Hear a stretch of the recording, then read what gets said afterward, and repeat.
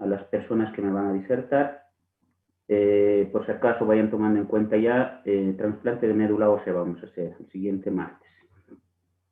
¿De acuerdo? Va a llevar a cabo este tema un grupo asignado que lo vamos a ir determinando con su presidente para que haga la presentación correspondiente. ¿De acuerdo, doctores?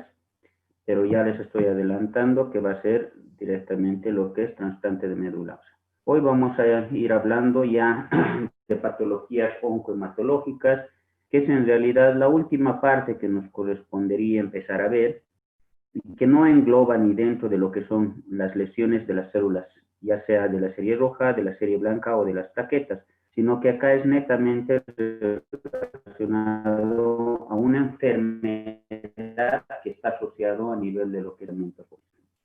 Más concretamente, ¿dónde van a afectar? El mieloma múltiple afecta a la estructura del hueso y definitivamente va a ir produciendo lesiones a ese nivel, con complicaciones a nivel de lo que viene a ser la funcionalidad del riñón. A partir de este tema ya nos faltan como 5 temas simplemente, y dentro de eso lo que es medicina transfusional, que ya lo estamos viendo repasando dentro de lo que viene a ser la parte práctica, entonces no nos va a hacer mayor problema en ese sentido. Iremos definiendo a qué se refiere con lo que es el mieloma múltiple. Pues entonces, dentro de lo que hablamos directamente de lo que es mieloma, vamos a decir que es una neoplasia, ya que está asociada con los linfocitos B, que se los va a llegar a conocer con el nombre de plasmocitos malignos, ¿no? Entonces, eso es lo que yo quiero que lleguemos a saber. Entonces, estas células relacionadas con los linfocitos B, que son considerados como células neoplásicas, se los denomina plasmocitos malignos. Van a comprometer tanto la producción, bien, normal y anormal. ¿Qué quiere decir? Que vamos a ir produciendo células de estas características que son consideradas como anormales y además producción de inmunoglobulinas monoclonales o fragmentos de inmunoglobulinas comprendientes como ser la proteína M. Este problema, vamos a ir recalcando ya a nivel de esta imagen de frotis, se produce directamente a nivel de lo que viene a ser la médula ósea. Y nuevamente recalcando, está asociado con los linfocitos B.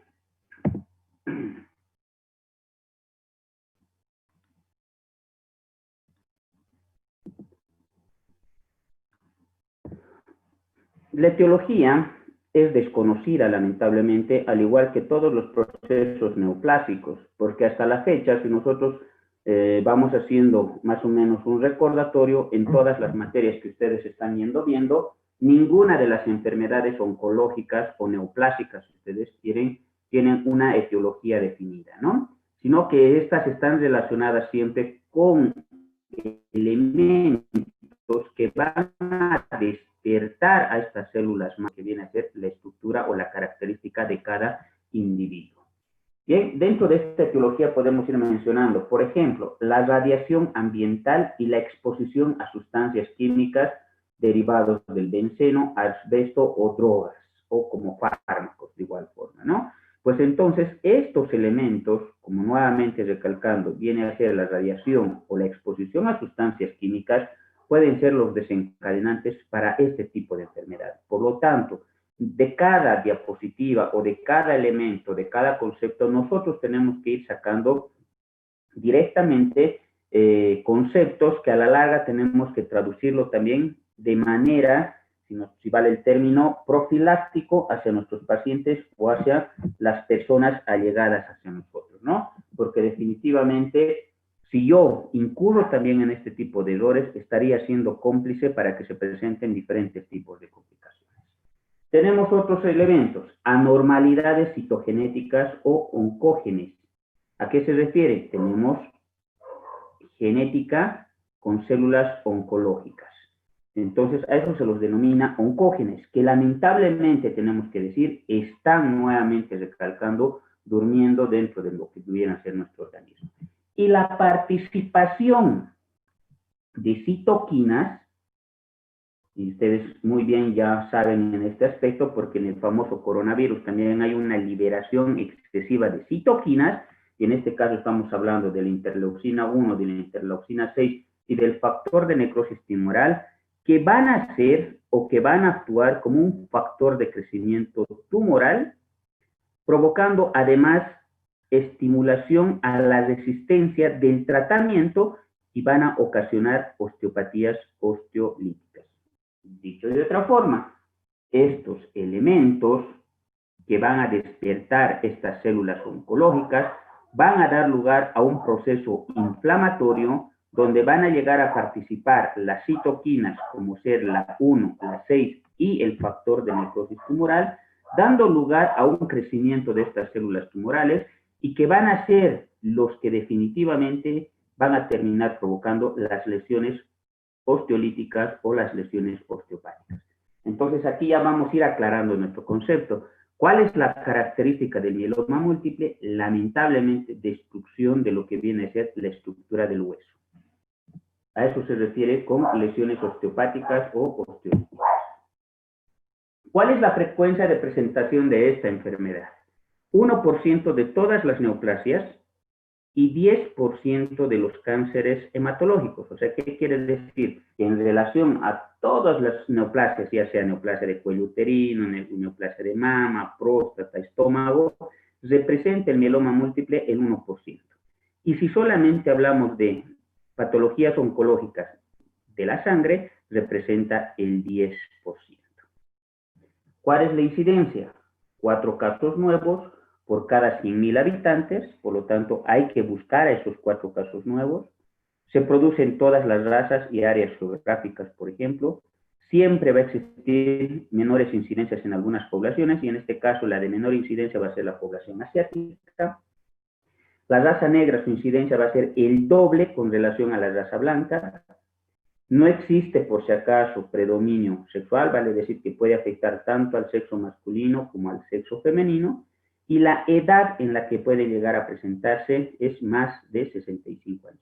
De preferencia se tiene que llegar a presentar en estas personas mayores de 65 años, pero sin embargo, durante la experiencia nosotros hemos visto que también se han presentado en menores de esta edad.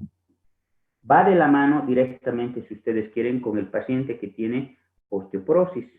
Por lo tanto, personas especialmente que tengan una osteoporosis sumamente marcada, ya ustedes tendrían que llegar a pensar especialmente en este tipo de neoplasia. Y no se queden con el diagnóstico de decir, ah, mi mamá o mi abuela o mi tío o mi amigo tiene simplemente osteoporosis.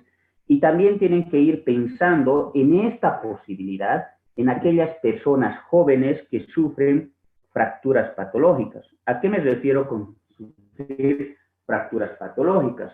Me refiero directamente a que una persona estando realizando una actividad cotidiana, puede realizarse este procedimiento, ¿no? Yo tengo, por ejemplo, a 3 pacientes que una de estas lamentablemente se fracturó las 2 muñecas lavando la ropa del esposo, ¿ya? Y la señora tenía 35 años y dicho de otra forma estaba embarazada. Pues entonces al realizar el frote de los pantalones del esposo termina fracturando las 2 muñecas.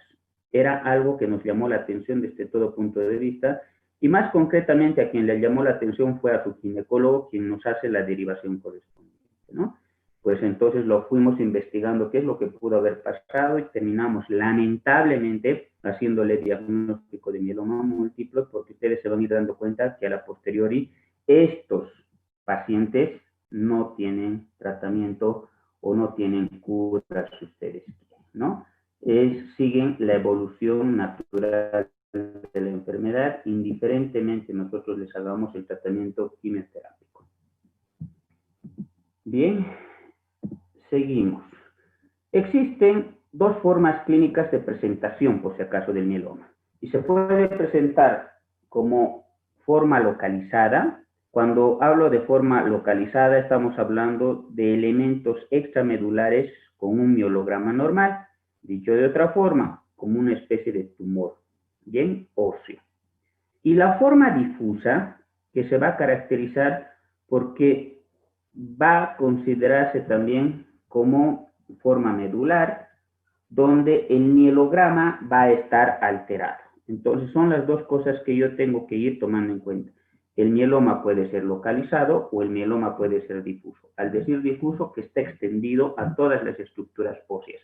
Y al ser localizado es como si se presentara un solo tumor en un determinado elemento óseo, ¿no? Entonces, a este también se lo denomina mieloma óseo solitario, o si ustedes quieren, mieloma extraóseo, y a estos podemos ir citando como, por ejemplo, las fosas nasales, las amígdalas, la piel, los ganglios, vaso, mucosas e hígado, etcétera, que son los elementos que pueden estar asociados justamente a este tipo de trastornos. Mientras que en la forma difusa, donde tiene que existir necesariamente afectación del mielograma, se lo denomina también mieloma múltiple. Al decir mieloma múltiple, yo me estoy haciendo referencia a que va a involucrar diferentes estructuras óseas. ¿Qué es lo que tiene que caracterizar? Habíamos hablado de que los linfocitos van a producir diferentes tipos de inmunoglobulinas. Y dentro de estas tenemos una serie de inmunoglobulinas que nosotros las tenemos que ya ir conociendo, ¿no? Y se llama GAM-D. Y el GAM-D significa que nuestro organismo puede generar inmunoglobulina G, A, M, D y E. Por lo tanto, dentro del mieloma también va a existir lamentablemente este tipo de producción. Por lo tanto, acá, por la excesiva producción de inmunoglobulinas, que es que se va a producir este tipo de trastornos. En el 50 al 55% es la inmunoglobulina G la responsable. En el 25 al 25% es la inmunoglobulina A. En el 1 al 2% la inmunoglobulina D. Y en el, de forma rara, el responsable va a ser la inmunoglobulina E. Entonces, estas inmunoglobulinas son las principales responsables del mieloma múltiple, por si acaso. Bien, no participa tanto la inmunoglobulina M. Entonces, eso es lo que quiero que me vayan ustedes entendiendo un poquitito. Entonces, ¿cuáles son las inmunoglobulinas que frecuentemente se encuentran presentes dentro de lo que es el mieloma múltiple? Por orden de frecuencia, primero la inmunoglobulina G, en segundo la inmunoglobulina A, tercero la inmunoglobulina D, y rara vez la inmunoglobulina E sin existir presencia de la inmunoglobulina E. Otra cosa que nosotros tenemos que llegar a encontrar es la proteína de Bence-Jones, que solamente va a estar presente entre el 20 al 30% de los pacientes. Y lo que nosotros tenemos que llegar a saber que la ausencia de la proteína de Bence-Jones no significa que no estemos frente al diagnóstico. Nuevamente recalcando, solamente va a estar presente en un 20 a un 30%. Por lo tanto, en aquellos pacientes en los cuales se encuentra presente la proteína de Bence-Jones, es igual que sacarse la lotería porque el diagnóstico ya estaría casi hecho. Bien, existen otras formas, como por ejemplo tenemos las biclonales, que solamente se van a presentar en 0,5 a 1%, y las que no vamos a encontrar para proteínas circulantes, que va a ser entre el 0,5 al 1%, y aquellas que se encuentran asociadas a una leucemia de células plasmáticas, que sería en el 1 al 2%. Todos estos van a ser los responsables o los causales de la forma difusa, o si ustedes quieren, del mieloma múltiple como tal. Nuevamente recalcando y haciendo un pequeño resumen, existen dos formas clínicas de mieloma. Sería el de localizado y sería el difuso. El localizado también denominado extraóseo o extramedular, y el difuso también denominado medular o también mieloma múltiple. Y acá están, si ustedes empiezan a analizar las características. Siempre se tiene que pedir, por si acaso, una radiografía de cráneo, en el cual nosotros vamos a ver estas imágenes en sacabocado, o son pedazos de hueso que lamentablemente llegan a faltar a la estructura del esqueleto humano, ¿no? Entonces, las manifestaciones relacionadas al cuadro clínico siempre van a ser esqueléticas y van a presentar desde lo que son dolores, fracturas y deformidades. Las fracturas generalmente son, nuevamente recalcando, son fracturas patológicas. Son fracturas que por elementos o mecanismos insignificantes definitivamente terminamos realizando este tipo de aspectos. Radiológicamente las vamos a ir diagnosticando y podemos encontrar diferentes tipos de signos y síntomas, ¿no? Especialmente signos, como puede ser osteólisis, que nosotros los denominamos osteólisis en sacabocados, estas imágenes, aplastamiento de cuerpos vertebrales, lo vamos a ir viendo, a lo que se llama el signo del emparedado, apolillado óseo, que se lo denomina también el nido de abeja, osteoporosis generalizada o osteoclorosis difusa o local, que lo vamos a ir viendo en una radiografía. Acá, por si acaso, si ustedes se dan cuenta, este es un mieloma solitario, un mieloma extramedular, un mieloma localizado, lo que nosotros llamamos. Y acá en estas otras imágenes, acá está por si acaso la imagen en sacabocados. Acá le falta un pedazo de hueso a este paciente, lamentablemente. El nido de abejas, el apolillado, si ustedes quieren, en la pelvis, estamos viendo. Aquí el aplastamiento, que no se lo ve bien, de los cuerpos vertebrales, que se llama signo del emparedado. Bien, pues nuevamente recalcando, generalmente el cuadro clínico está relacionado a las manifestaciones del esqueleto, que van a ir desde signos y síntomas. Síntomas de dolor o fracturas y deformidades que nos vayan contando, y signos desde lo que viene a ser la osteólisis o signos en sacabocado, el signo del emparedado, del apolillado óseo o nido de abejas, o la osteoporosis, que significaría la alteración de la estructura del hueso por falta de lo que es la concentración de calcio. Y dicho de otra forma, acá el problema, por si acaso, no es el calcio. Acá el paciente tiene suficiente cantidad de calcio dentro de lo que es la circulación sanguínea. El problema radica que ese calcio no es fijado en la estructura ósea. Bien, entonces, ojo con esos aspectos. Pueden haber otras manifestaciones, como ser manifestaciones neurológicas. Estos pacientes se quejan mucho de radiculalgias, neuralgias intercostales, ciatalgia y paraplegia. La paraplegia generalmente está asociada ya con el aplastamiento de los cuerpos vertebrales, y al aplastar los cuerpos vertebrales, lamentablemente vamos a aplastar las terminaciones nerviosas, las cuales le deja al paciente parapléjico. Dentro de lo que es la citología medular vamos a encontrar infiltración plasmocelular, vale decir plasmocitos, o si ustedes quieren células derivados de linfocitos malignos anormales circulando. En sangre periférica podemos encontrar anemia. Generalmente los hematíes están en forma de pila de monedas, a lo que se llama fenómeno de Rouleau, ¿sí? O algunas veces vamos a encontrar las células plasmáticas, y las células plasmáticas están asociadas con las inmunoglobulinas, por si acaso, inmunoglobulinas anormales o en concentraciones excesivas. Bandas monoclonales, a lo que me refiero, con una BCG completamente acelerada. A nivel de lo que es el riñoncito, puede haber una alteración de la función del riñón, porque vamos a eliminar por ahí las proteínas de Bensellón, o podemos provocar lamentablemente un aumento de la concentración de la creatinina, y vamos a tener alteraciones metabólicas como la concentración de calcio sumamente elevado y el ácido úrico de igual forma sumamente elevado. Todos estos elementos son los que tenemos que ir buscando en este tipo de enfermedad o patología. Acá se estarán dando cuenta, glóbulos rojos completamente redondos, anormales por si acaso. Este es el famoso fenómeno de Rouleau. Estos son glóbulos gigantes, si ustedes quieren, megaloblásticos, que posteriormente se van a llegar a destruir. Y acá tenemos células plasmáticas, anormales o atípicas. Si nosotros queremos porcentualizar dentro de lo que es el cuadro clínico, vamos a ir determinando que en el 70% de las veces el paciente se queja de dolor óseo.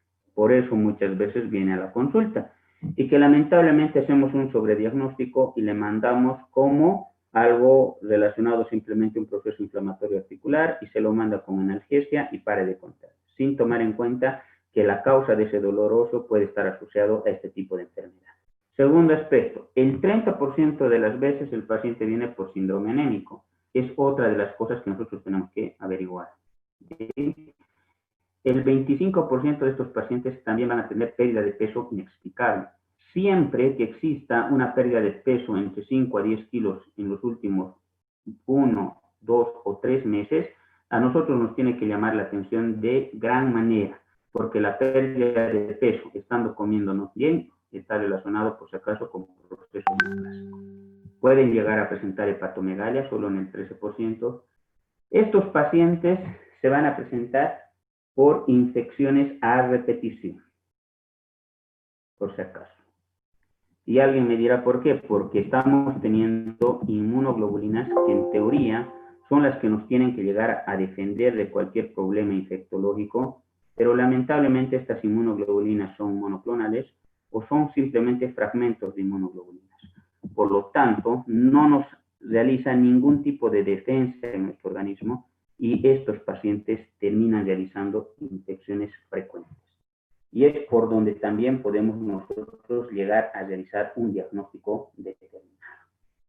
Plasmocitomas extraóseos o tumores solitarios, esplenomegalia o fiebre no infecciosa. Vale decir que el paciente tiene un síndrome febril prolongado, vale decir una fiebre más de 14 días sin causa aparente que puede estar asociado a este tipo de enfermedad.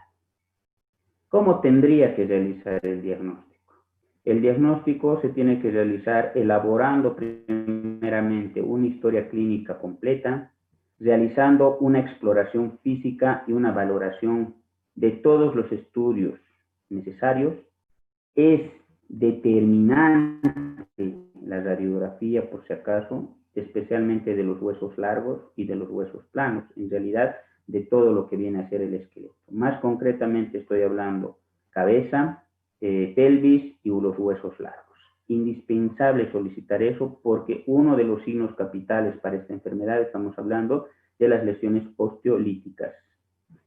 Hay que solicitar el hemograma porque pueden debutar solo con anemia o con alteración de la función renal. El ácido úrico, que siempre va a ir acompañando a una exagerada cantidad de calcio. El LDH, que va a estar alto. Fosfatasa alcalina leucocitaria, que va a estar alto. Las transaminasas, que en algunas ocasiones puede estar alterada. La PCR, que va a ser positiva. La albúmina y la beta-2 microglobulina, que sería el otro elemento que también nos tiene que orientar en pensar en esta enfermedad. Para terminar realizando lo que viene a ser punción aspirativa de médula y biopsia de médula ósea, para ir determinando los plasmocitos atípicos o anormales que se encuentran presentes a nivel de lo que viene a ser la médula. Nuevamente recalcando, esta enfermedad es medular. Hay que solicitar, en caso de que yo ya he pedido las radiografías, he encontrado alteraciones, le he pedido una serie ósea, esquelética y he encontrado alteraciones, hay que dosificar proteínas totales, ¿no? Pero son proteínas electroforéticas. Y dentro de las proteínas o proteinograma electroforético tengo que medir lo que es inmunoglobulina G, inmunoglobulina A, inmunoglobulina D e inmunoglobulina E, la beta-2 microglobulina y, por si acaso, tenemos que dosificar o solicitar, si ustedes quieren, lo que estábamos diciendo, proteína de Bence-Jones, ¿no? Entonces, para nosotros, esos son los parámetros fundamentales e indispensables que nos va a orientar frente a este tipo de enfermedad. Se puede llegar a solicitar resonancia magnética o tomografía, especialmente de la serie esquelética, en caso de que nosotros tengamos alguna duda o que se haya presentado de la noche a la mañana la dificultad para la deambulación de mi paciente. En este caso estaría ya pensando en que existe compresión medular a consecuencia del aplastamiento de los cuerpos vertebrales que se han suscitado a nivel de lo que es la columna. Vamos a hacer punción grasa subcutánea si se sospecha de amiloidosis para ir descartando o haciendo un diagnóstico diferencial y antígeno leucocitario humano si el paciente es menor de 55 años y tiene hermanos, porque por ahí puede estar el problema, ¿no? Hemos dicho que en estos casos existe lamentablemente antecedentes oncogenes, ¿no? O células oncógenas. ¿Qué quiere decir? Que van a ser células oncológicas que están asociadas a la genética de cada familia. Voy a utilizar, si quieren ustedes, los criterios diagnósticos de Wong, que habla de criterios mayores y de criterios menores. Los criterios mayores van desde lo que es un plasmocitoma, que se llama un tumor solitario, vale decir plasmocitos en médula ósea mayor al 30%, esto es en frotis o biopsia de médula, y picos monoclonales. ¿De qué? De inmunoglobulina. ¿Qué quiere decir? Inmunoglobulina G más de 3.5 o inmunoglobulina A más de 2 gramos por decilitro, o puedo llegar a encontrar simplemente cadenas livianas en orina, como es kappa o lambda, mayores o iguales a 1 gramo en 24 horas, sin la existencia de amiloidosis, ¿no? Y para la amiloidosis hemos dicho que tenemos que pedir una función de grasa subcutánea. Los criterios menores van de lo que son, en caso de no encontrar plasmocitos en médula ósea mayor al 30%, pero estos pueden estar positivos y entre 10 al 30%, para nosotros viene a constituirse como un criterio menor.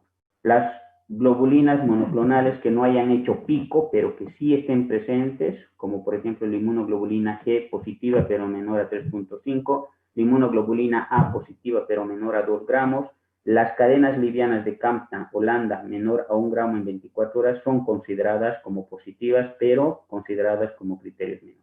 Necesariamente tengo que encontrar lesiones osteolíticas y reducción de las inmunoglobulinas normales. Esto es importante, ¿no? Voy a medir también lo normal, no solamente tengo que medir lo anormal. Pues si hay una reducción de mis inmunoglobulinas normales, como es la inmunoglobulina M, la inmunoglobulina A y la inmunoglobulina G, que son los marcadores más importantes, están menores a sus valores basales, como ser la M menor a 50, la A menor a 100 y la G menor a 600. Eso me tiene que llamar la atención y definitivamente tengo que pensar que estos están siendo reemplazadas por inmunoglobulinas anormales que definitivamente, si bien no han llegado al pico monoclonal, son consideradas como criterios menores y que me sirven para hacer diagnóstico de mieloma. ¿Cómo voy a hacer el diagnóstico con estos criterios mayores y menores? El diagnóstico se puede realizar con 2 criterios mayores. Acá están. Solamente se los he hecho para que ustedes se vayan confundiendo si vale el término. O puede ser un criterio mayor y un criterio menor. Bien, acá nuevamente un criterio mayor y un criterio menor. Tenemos que tomar en cuenta que a los criterios mayores yo los he considerado con números romanos, por eso es que estoy hablando en ese sentido, y a los criterios menores los he considerado con minúsculas. Pues acá, si se dan cuenta, para hacer el diagnóstico me sirve un criterio, 2 criterios mayores, un mayor o un menor, un mayor o un menor. Solamente un criterio mayor no es considerado como suficiente. Y este paciente tendría que ser sometido a mayores estudios. Nuevamente, criterio mayor con criterio menor, criterio mayor con criterio menor, o definitivamente 3 criterios menores también me sirven para hacer diagnóstico, por si acaso. Voy a tratar de hacer diagnósticos diferenciales con otro tipo de enfermedades donde existan destrucción de la estructura ósea, como semieloma quiescente, amiloidosis primaria, carcinoma metastásico, tuberculosis o mal de Pot, o el paciente con enfermedades osteoporóticas, por si acaso. La evolución y el tratamiento, y la evolución o el pronóstico en este caso, lamentablemente, si es un plasmocitoma al tipo de mieloma, la evolución espontánea sin tratamiento es de 3.5 a 8.5 meses de sobrevida, por si acaso. Algunas literaturas dicen que sin ser sometidos a tratamiento pueden llegar hasta 4 años de supervivencia. Y aquellos pacientes que se han sometido a tratamiento quimioterápico pueden sobrepasar estos 4 años. A la fecha, nosotros con decirles que tenemos pacientes con mieloma que están por los 8 años de sobrevida, ¿no? Pero que definitivamente en estas últimas etapas ya no es una calidad de vida, ¿no? Sino que lamentablemente estas personas están sufriendo la enfermedad. Las infecciones respiratorias y las infecciones urinarias son las más frecuentes o son las principales causas de muerte, por si acaso, de estas personas que generalmente se mueren por sepsis, o se pueden llegar a morir por insuficiencia renal, o se pueden llegar a morir por una mielitis compresiva y la caquexia secundaria. La caquexia es porque definitivamente se los va a comer, si vale el término, estas células cancerígenas, provocando la muerte de ellos. Si el mieloma es solitario, este es de buen pronóstico, porque estos pacientes se curan casi al 100%, ¿no? Con la extirpación y posteriormente la radiación. El pronóstico va a depender muchísimo del estadio en el que se encuentre su paciente. Si el paciente está en un estadio 1, la sobrevida es mayor a 64 meses, por ser caso. Si está en un estadio 2, lamentablemente su sobrevida es a 32 meses. Y si está en un estadio 3, su sobrevida lamentablemente es de pronóstico de acuerdo a evolución. Bien, entonces estos generalmente son evolucionados y lamentablemente tienen un malísimo pronóstico. Ahora, a su vez, este estadio 3 se puede subclasificar con pacientes insuficientes renales o sin insuficiencia renal. Los que tienen además insuficiencia renal agrava todavía aún más su pronóstico. Bien, dentro de lo que es el tratamiento, la hidratación es sumamente importante para cuidar la funcionalidad del riñón. Analgesia más plan de lisis o corsé, si ustedes quieren, o los chalecos de mejora de la estructura de la columna, especialmente porque es donde más dolor refieren estos pacientes, y profilaxis de la enfermedad ósea. O sea, ¿qué tenemos que hacer? Este paciente tiene suficiente cantidad de calcio, pero lo que no tiene es fijadores de calcio. Por lo tanto, hay que dar un fijador de calcio que nosotros lo utilizamos muchísimo, que es el famoso pamidronato, que lo hacemos a través de vía endovenosa. El tratamiento quimioterápico se los puede ofertar especialmente a quienes hemos dicho, aquellas personas que estén en estadios no tan avanzados, y por si acaso se tiene que evitar su uso en los pacientes que ya tengan insuficiencia renal o que sean candidatos a trasplante medular. Pero si no son, si el paciente no tiene insuficiencia renal y no va a hacerse trasplante de médula, puede utilizar los siguientes ciclos, ¿no? Mayores de 65 años, puedo hacer ciclos cada 4 o cada semana. ¿De qué? De melphalan y prednisone. Ese puede ser un esquema de tratamiento. Si son menores de 65 años, los ciclos van cada 28 días. Vincristina, adriamicina y dexametasona. Bien, en el plasmocitoma solitario voy a hacer la radioterapia con 4.000 a 5.000 kilogauge de mi paciente para que justamente yo logre la erradicación completa de este tumor, si ustedes quieren. Luego de obtenerse una respuesta estable, se tiene que suspender el tratamiento, por si acaso quimioterápico, por lo general hasta completar los 12 meses de tratamiento, ya que su continuación no mejora la duración de la sobrevida sino solamente promueve la resistencia. ¿Qué quiere decir? Que yo no puedo superar este tipo de tratamientos más de un año. Nuevamente se recalca, luego de que yo obtenga una respuesta estable, suspendo el tratamiento quimioterápico. Por lo general, esto se llega a completar a los 12 meses de tratamiento. Trasplante de médula ósea, está indicado, puede ser un trasplante halogénico o autólogo, y entre otros tratamientos que estamos realizando a la fecha es el uso de talidomida asociada a lo que es la dexametasona. Bien, por eso dice, ¿no? Puede estar sola o asociada a dexametasona en dosis de 200 miligramos día, aumentando de forma semanal hasta la dosis de 800 miligramos. Podemos reemplazarlo, esta talidomida, por lo que es la lenalidomida, que es justamente una droga similar a la talida de última generación. Puedo utilizar andrógenos y anabolizantes, especialmente para incrementar las cifras de Matías, concentrados, o sea, contrarrestando el efecto mieloinhibidor de los citostásticos y de las citoquinas, y el famoso bortezomib, que sería el anticuerpo monoclonal de última generación. Lamentablemente el bortezomib, un poquito difícil de conseguirlo, es de alto costo y no todos contamos con el seguro, por lo tanto es de difícil alcance para los pacientes. Bien, es una enfermedad definitivamente similar a todas las enfermedades neoplásicas, que definitivamente pone, si vale el término, de cuadritos a las familias, porque definitivamente toda enfermedad oncológica siempre va asociada a sufrimiento del entorno familiar. No sé si tienen alguna pregunta, doctores. Esta es la primera enfermedad oncológica que vamos a ir viendo, que no está tan asociado a ninguno de los elementos FODMAP, si ustedes se han dado cuenta, pero sí está asociado a otro tipo de elementos que también se encuentran en la sangre, y en este caso son las famosas inmunoglobulinas, que en un momento dado hemos dicho que nos tienen que llegar a defender de cualquier elemento nocivo, pero cuando estas se presentan de manera exagerada, también va a ir en contra de la estructura de nuestro propio organismo, en este caso de la estructura del hueso y de la funcionalidad del riñón. No sé si tienen alguna pregunta.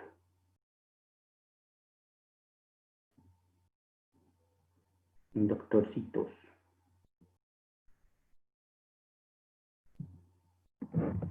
¿Ninguna? ¿O no hemos entendido nada? Doctor, buenas tardes. Una pregunta. ¿La dosis de la lenalidomida sería la misma que de la talidomida? Primero lo tenemos que conseguir, no es la misma dosis, por si acaso, doctor. El problema de la lenalidomida es que no la tenemos en nuestro medio y hay que dosificar según la superficie corporal de su paciente. Está De bien, acuerdo a eso, no es la misma, por si acaso. El problema que nosotros tenemos con la lenalidomida es que no la podemos conseguir fácilmente, aún en Bolivia. Y como le digo, mucha experiencia con esa droga tampoco tenemos muchos de los que manejamos este tipo de enfermedad. Donde sí tenemos más hincapié es la talidomida con la dexametasona, que son las asociaciones que más estamos utilizando, o el famoso bortezomib, ¿no? ¿Alguna otra pregunta? Doctor, disculpe, ¿existe alguna contraindicación absoluta para la quimioterapia convencional de todos estos fármacos que nos ha mencionado?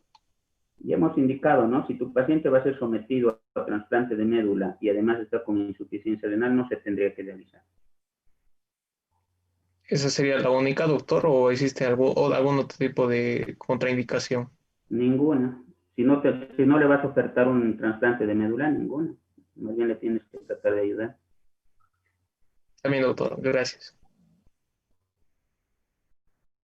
¿Alguna otra pregunta, doctor?